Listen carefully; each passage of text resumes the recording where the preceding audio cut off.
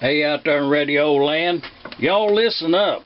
It's time to, we have reached the point of this year baling war engine rebuild. We have reached the point now where it's time to lube her up. It's time to put some grease in yonder. And I'm going to show you something here and make it really easy to grease one of these McCormick-Deering Type M's built by International Harvester, made in the USA. I'll show you how to grease one of these things. And first off, let me show you something. This right here is the kind of grease I use, and I don't own no stock in this company right here. It's just a good grease. And one time I studied grease for a good amount of time. Actually, too much time. I really wanted to know about greases, and it kind of fitted in with some other stuff that I was doing. But anyways, it's kind of cheap. It's not very expensive at all, and I did find it to be a pretty good grease, and I have used several cases of this grease, and it has served me well. That's all I'm going to say about it. Except this was the old standby label right there. It ain't nothing in it. Done used it up. And I put a new one in there. I had to go to the store and buy it. I had to put out some cash money to get one of these. Actually, I got two of them. This was the old, that's the old tube it was in. It's made out of paper. But anyway, this is the new one. And I done already read the whole thing from top to bottom. I went all the way around it, reading on it.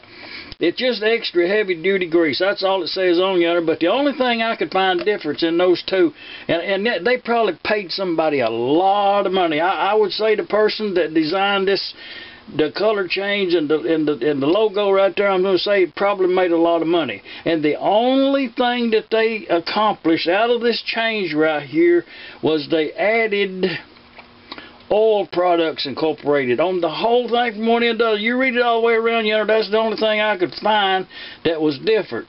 This one over here just says Lucas Grease. Let's get rid of that.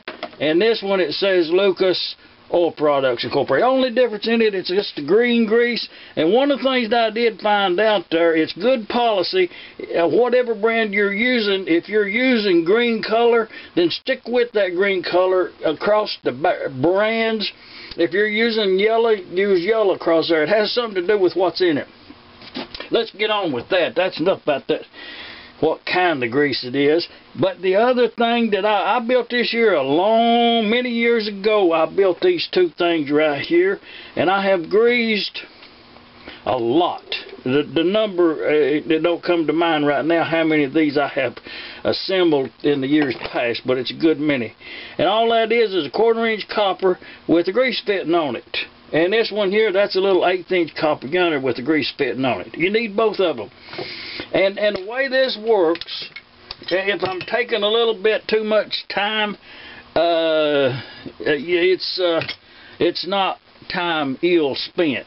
I have found out that on these McCormick-Deering M's, one of the most overlooked of anything on that whole engine is the grease intervals. The owners just do not grease these engines enough, and it relates into wear. And the question about the grease and oils and stuff like that, and how long will a Babbitt bearing last? How long will a Babbitt bearing last compared to a bronze bearing, let's say, in these M's?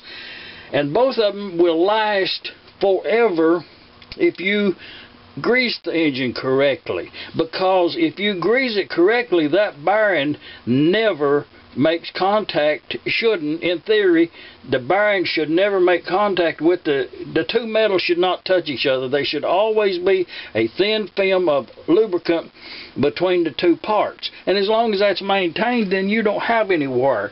It's when you don't lubricate, when you don't maintain the piece of equipment correctly, then you have wear. Other factors comes into that too. Okay, now let's slow down here and explain this. And this right here, that's a crankshaft been cut off there, but it's out of an M to 1.5 horsepower. And one of the reasons, if a kind of update, one of the reasons that I don't put these in the lathe and indicate them in to see if they're true and straight and concentric and all of that other stuff, technical terms that you use to find out if it's a good usable crankshaft, is most of the times, especially on this end, it's really hard to get a true center on this end, and the other end most of the time is battered and rusted where it's not a true center anymore. If you have true centers on a crankshaft, then yes, by all means, just chuck it in the lathe there and run an indicator on it and be done with it. It is a left-hand thread in there, and I'll leave you with the question, kind of your question for the week: what size is it? And it's left-hand thread. Let's just give that be the clue, and you type in the size. Anyway, it's a big size here. It gets smaller down there, and then it gets smaller down there, and then it gets smaller down there, and then it comes out right here.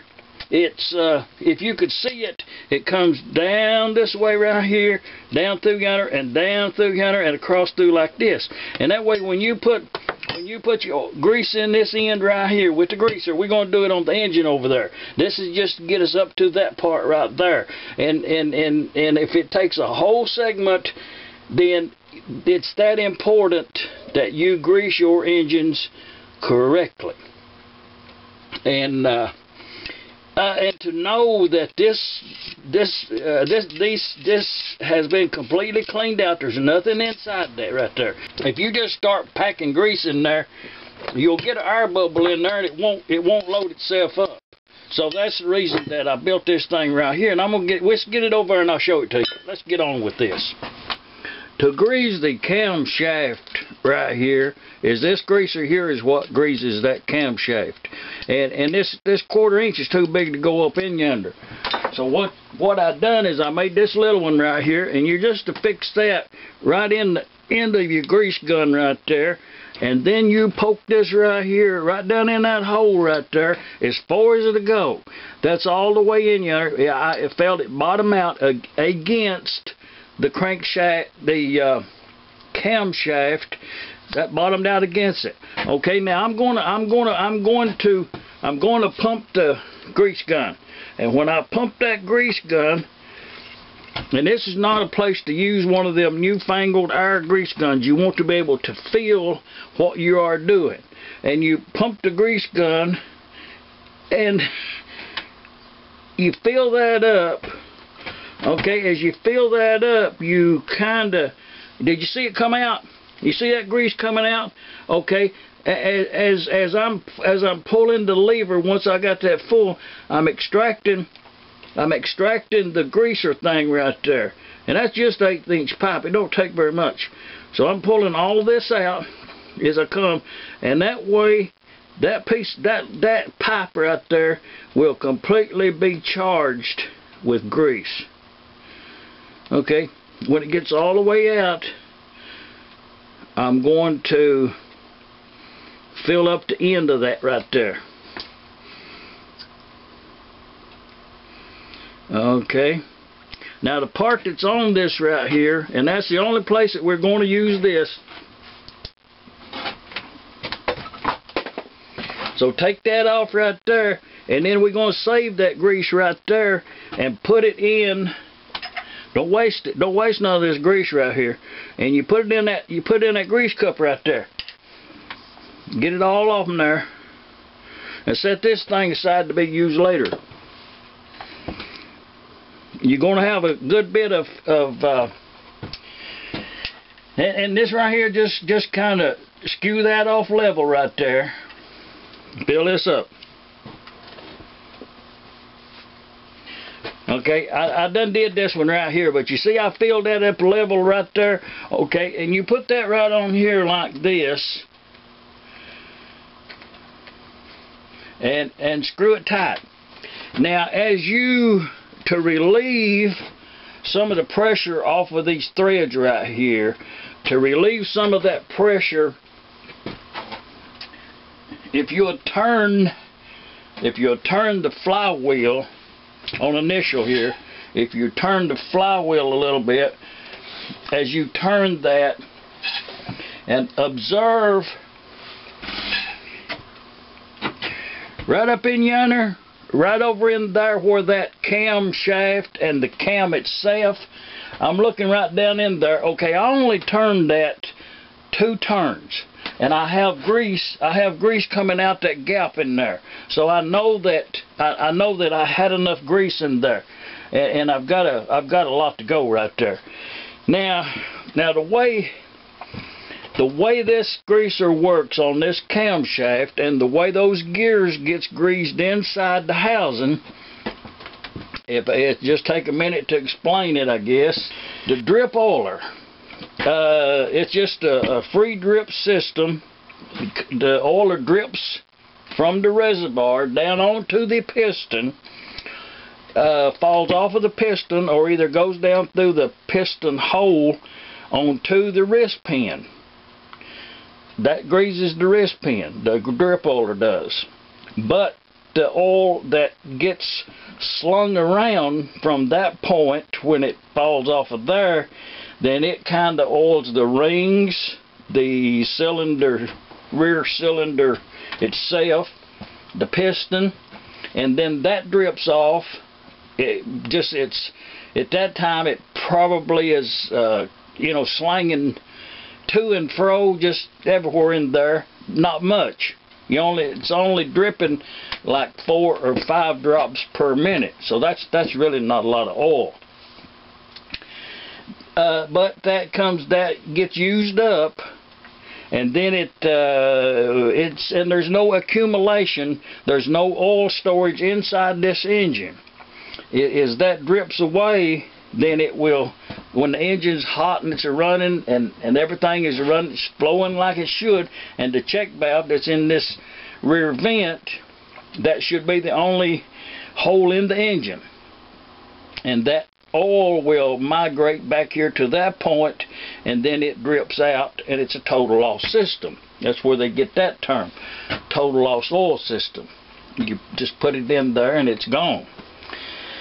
And this greaser here greases the cam shaft, and it comes out and greases the 2 flanges from here to here, and the part that goes inside the engine greases the flange on the back of the big cam gear, and that will be an excessive amount, and at some point it will get slung onto the gears, and there is some oil mist, some oil. The way that this engine's made, as that oil comes back, it just gets everywhere, and the grease migrates onto that gear.